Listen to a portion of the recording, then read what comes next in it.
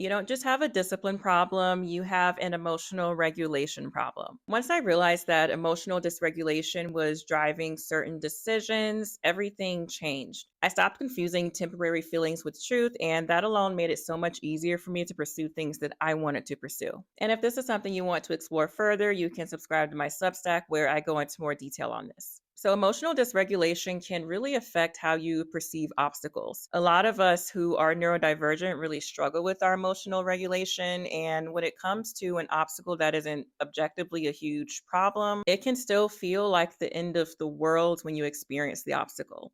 And it can also make you think that the goal isn't meant for you or that the setback means something really bad or negative. Because of this, it's a good idea to learn how to separate temporary emotional states from the actual meaning of something. Because not every intense feeling is a sign that you should stop or give up. Emotional dysregulation can also cause a lot of self doubt. When you're dysregulated, it's so easy to assume that the obstacle is your fault or that it proves that you're incapable, when in reality, setbacks are actually a normal part of pursuing change or any sort of goal. And this dysregulation can make it easier for you to forget how far you've already come and also make you more likely to undermine your progress. So, understanding that you're not necessarily your emotions and stepping back and looking at the actual facts instead of judging things through the lens of temporary emotional states can change a lot for you. Emotional dysregulation can also affect your motivation levels. If you're sad, you probably won't want to do anything.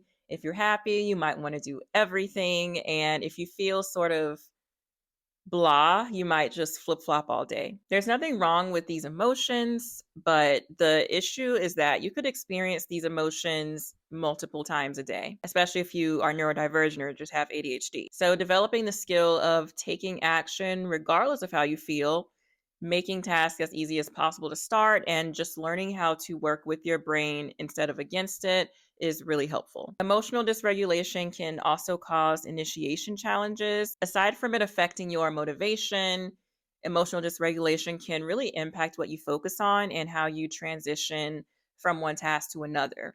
So you might fixate on a certain task because you're really anxious and you don't want to let that task go, even if it's not the task you actually need to be doing at the moment.